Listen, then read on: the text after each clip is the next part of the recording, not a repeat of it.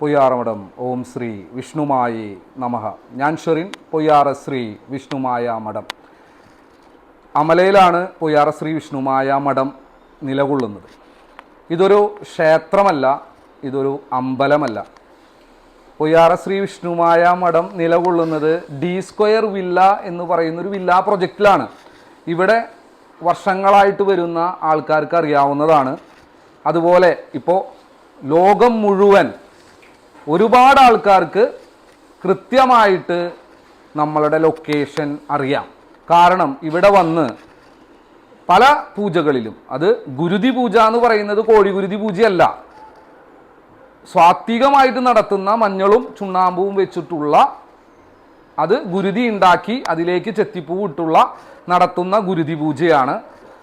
അതുപോലെ തന്നെ ഇവിടെ നിവേദ്യ പൂജകൾ, ശാക്തേയ നിവേദ്യ പൂജകളാണ് ഇവിടെ നടക്കുന്നത്. അതായത് എന്താണ്, കള്ളും തമുക്കും കോഴി ഇറച്ചിയും വെച്ചിട്ടുള്ള അതിശക്തമായിട്ട് വിഷ്ണുമായ സ്വാമിയെ അതിശക്തമായിട്ട് പൂജിക്കുന്ന ഏത് ക്ഷേത്രം എടുത്തോ അവിടെ ശാക്തേയ നിവേദ്യങ്ങളായിരിക്കും ചെയ്യുന്നുണ്ടാവുക. അത് തന്നെയാണ് പൊയ്യാറ ശ്രീ വിഷ്ണുമായ മഠത്തിലെ ഒരു മുറിയിൽ വെച്ച് ആരാധിക്കുന്ന എൻ്റെ ഭഗവാൻ, എൻ്റെ ഇഷ്ടദേവൻ, എൻ്റെ ജീവിതത്തിൽ എൻ്റെ വളർച്ചയ്ക്ക് കാരണമായിട്ടുള്ള, ഇന്ന് ഞാനും എൻ്റെ കുടുംബവും ജീവിച്ചിരിക്കാനുള്ള കാരണമായിട്ടുള്ള എൻ്റെ ഭഗവാൻ.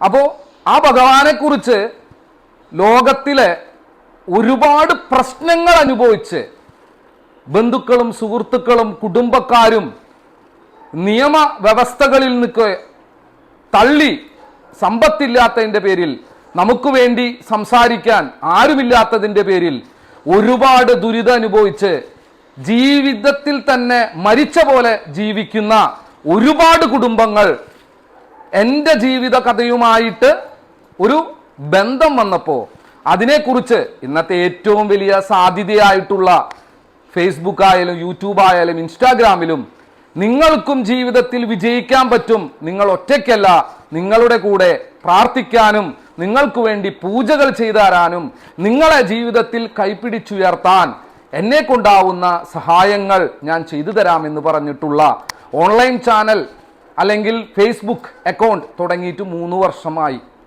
3 വർഷം കഴിഞ്ഞു, ഇപ്പോൾ 4ാമത്തെ വർഷമാണ്.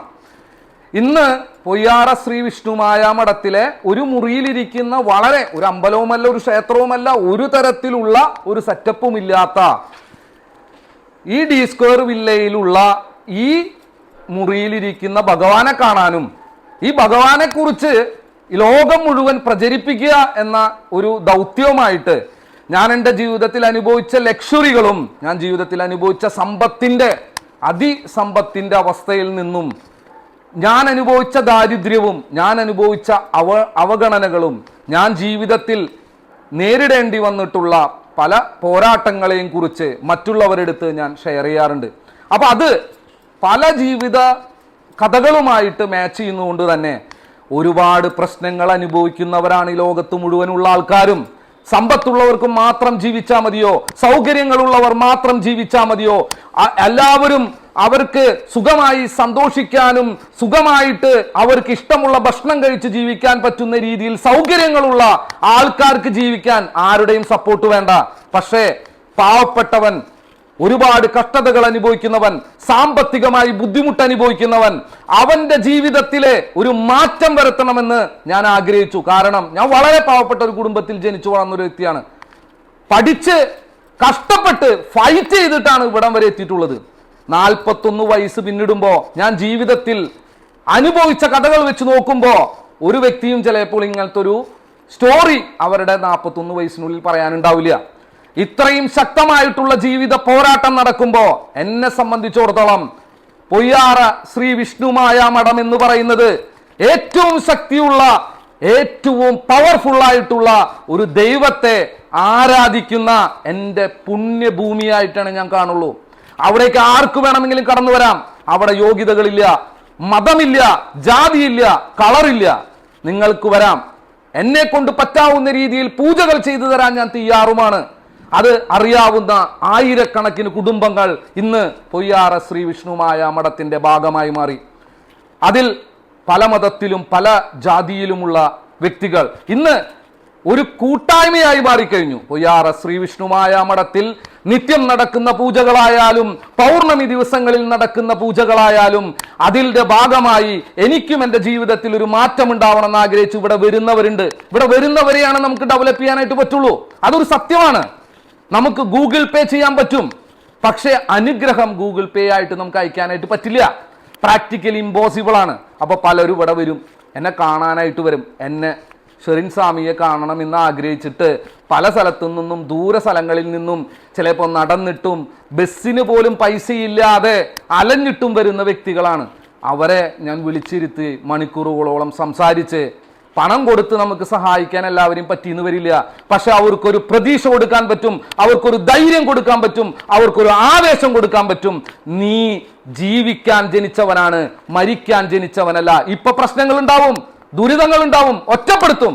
ഇങ്ങനെയുള്ള കാര്യങ്ങൾ പറയുമ്പോൾ അത് കേൾക്കാൻ ആഗ്രഹിക്കുന്ന ആൾക്കാര് ഒരു പക്ഷേ എന്നോട് സ്നേഹം കാണിക്കും.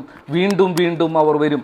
മറ്റുള്ള സുഖ ലോലുപമായിട്ട് ചിലപ്പോൾ ഗവൺമെന്റ് ജോലിയിൽ നിന്ന് കിട്ടുന്ന റിട്ടയർമെന്റ് പൈസ കൊണ്ട് ജീവിതത്തിൽ സൂഹിക്കാൻ മാത്രം ജീവിക്കുന്ന അധികാരത്തിൽ ഇരുന്നു കൊണ്ട് അതിന്റെ ഭാഗമായി നിൽക്കുന്നവർക്ക് ചിലപ്പോൾ ഇതിന്റെ വേദന അറിയണമെന്നില്ല. വേദന അറിയണമെങ്കിൽ ആ വേദനകളിലൂടെ സഞ്ചരിച്ചവരാവണം. ജയിലിൽ കിടന്നവനെ ജയിലിന്റെ ദുരിതം എന്താണെന്ന് അറിയുള്ളൂ. ഹോസ്പിറ്റലിൽ കിടന്നവനും ICUവിൽ കിടന്നവനും മാത്രമാണ് ആ ICUവിന്റെ ഭയാനകത പറഞ്ഞു മനസ്സിലാവുള്ളൂ. ക്യാൻസർ വന്നവർക്ക് അതുമായി ബന്ധപ്പെട്ട് സർവൈവ് ചെയ്ത ആൾക്കാരുടെ ജീവിതത്തെ മറ്റുള്ളവർ ചിലപ്പോൾ ഒന്ന് നോക്കിക്കാണുന്നത് വളരെ സിമ്പിൾ ആയിട്ടായിരിക്കും. പക്ഷെ അവനാനത് വന്ന് നോക്കട്ടെ, നമ്മൾ എത്രത്തോളം നമ്മളുടെ ആത്മവിശ്വാസം നശിക്കും, നാളെ എങ്ങനെ ജീവിക്കും എന്ന് നമുക്ക് ചിന്തിക്കാൻ പോലും പറ്റാതെ ദൈവം എന്ന് പറയുന്നതിൽ ഒരു വിശ്വാസമില്ലാതെ നടന്ന വ്യക്തിയാണെങ്കിലും ക്യാൻസർ ബാധിതയായിട്ട് വന്നാൽ അവൻ എന്തു ചെയ്യും? ഏത് ദൈവമാവട്ടെ എന്നെ ഒന്ന് രക്ഷപ്പെടുത്തിയാൽ മതി. സാമ്പത്തിക ബുദ്ധിമുട്ട് വന്നാലും അങ്ങനെ തന്നെയാണ്. നമ്മുടെ ജീവിതത്തിൽ എന്തെങ്കിലും ഒരു മാറ്റം ഉണ്ടാക്കാൻ ഏത് ദൈവമാവട്ടെ, എവിടെയുള്ളതാവട്ടെ, ചെറുതാവട്ടെ വലുതാവട്ടെ, ഏത് കാടിൻ്റെ ഉള്ളിലുള്ളതായിട്ട് നമ്മൾ പോവും. കാരണം രക്ഷപ്പെടാനുള്ള അവസാന മാർഗം.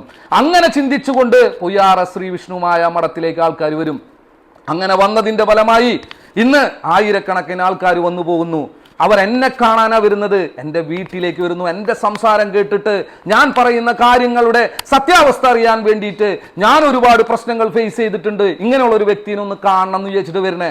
അപ്പോഴാണ് ചിലപ്പോ ഞാൻ ഇത് എല്ലാവരെയും പറയുന്നില്ല, ചില വ്യക്തികൾ, ചില കുടുംബങ്ങൾ അവരുടെ സ്വാർത്ഥ താല്പര്യത്തിന് അവരും അവരുടെ കുടുംബം മാത്രം സമ്പത്ത് അനുഭവിക്കണം, അവരും അവരുടെ കുടുംബം മാത്രം ലക്ഷറി അനുഭവിക്കണം, അവരും അവരുടെ കുടുംബം മാത്രം തിന്ന് കൊഴുത്ത് ജീവിതത്തിൽ സുഖിച്ച് പാവപ്പെട്ടവനെ പുച്ഛിച്ച് പാവപ്പെട്ടവൻ ഈ ഭൂമിയിൽ ജീവിക്കേണ്ടതല്ല എന്നുള്ള അധികാര സ്വരമുള്ള അധികാര ചിന്തയുള്ള കുറച്ച് ദുഷ്ട മനസ്സുകളുണ്ട്. അവർ ചിലപ്പോൾ നിങ്ങളെ ചൊറിയും, നിങ്ങളെ മാന്തും. പക്ഷെ നമ്മൾ അതിനൊന്നും നോക്കണ്ട. നമ്മളുടെ കൂടെ ചാത്തനുണ്ട്. എൻ്റെ ജീവിതാനുഭവ വിഷ്ണുമായ സ്വാമിയെയും ചാത്തന്മാരെയും നമ്മൾ വിശ്വസിക്കുന്നുണ്ടെങ്കിൽ എല്ലാവർക്കും വേണ്ടി പ്രവർത്തിക്കുക.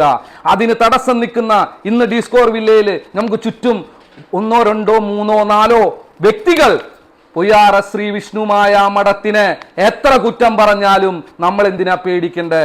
ലോകം മുഴുവൻ ഒരുപാട് വ്യക്തികളുടെ ജീവിതത്തിൽ മാറ്റമുണ്ടാക്കാൻ വേണ്ടി വിഷ്ണുമായ സ്വാമി വരുമ്പോ അസുര സ്വഭാവമുള്ള, ദുഷ്ടചിന്തയുള്ള, പ്രേത സ്വഭാവമുള്ള ഇങ്ങനെയുള്ള വ്യക്തികൾ എൻ്റെ D² വില്ലയുമായി ബന്ധപ്പെട്ട് നിൽക്കുന്നവരുണ്ട്. അവർ അനാവശ്യമായ കാര്യങ്ങൾ ഇവിടെ വരുന്ന ഭക്തരെ കുറിച്ചും ഇവിടെ വരുന്ന ആൾക്കാരെ കുറിച്ചൊക്കെയും സംസാരിച്ച് പ്രചരിപ്പിക്കുന്നുണ്ട്. അതെന്റെ ചെവിടിൽ കേൾക്കുമ്പോൾ ഒരുപാട് വേദനയുണ്ട്. നമ്മൾ ആത്മാർത്ഥമായിട്ട് ഒരു കാര്യം ചെയ്യുമ്പോൾ അതിനെ നല്ലതെന്ന് പറയണ്ട. വെറുതെ എന്തിനാണ് ആവശ്യമില്ലാത്ത കാര്യങ്ങൾ ചെയ്ത് ഒരു സാധാരണക്കാരന് കിട്ടുന്ന ഒരു ഗുണം മറ്റുള്ളവർക്ക് ഒരു സഹായമാവാണെങ്കിൽ അതിനല്ലേ എല്ലാവരും ശ്രമിക്കേണ്ടത്. ഇവിടെ ഞാൻ ജാതിയോ മതമോ പറയുന്നതല്ല. പക്ഷേ ഒരു ഹിന്ദുവായി ജനിച്ചു എന്നുള്ള കാരണം കൊണ്ട് എനിക്ക് ഹിന്ദുവിൽ തന്നെയേ നിൽക്കാൻ പറ്റുള്ളൂ. എനിക്ക് വേറൊരു മതത്തിലേക്ക് പോയി അതിനെക്കുറിച്ച് ശക്തമായിട്ട് സംസാരിക്കാൻ സാധിക്കില്ല. ഞാനൊരു മുസ്ലിം വിഭാഗത്തിലാണ് നിൽക്കുന്നതെങ്കിൽ അതിനെക്കുറിച്ചല്ലേ പ്രചരിപ്പിക്കേണ്ടത്. അതിലുള്ള ദൈവങ്ങളോ അതിലുള്ള കാര്യങ്ങളല്ലേ നമ്മൾ മറ്റുള്ളവരെടുത്ത് പറയുന്നത്. അത്രയും ഞാനും ചെയ്യുന്നുള്ളൂ. എന്നെ സംബന്ധിച്ചിടത്തോളം ഹിന്ദുവായി ജനിച്ചു. ഹിന്ദുവിൻ്റെ ആ ഭാഗമായി കൃഷ്ണനെ കുറിച്ചാണ്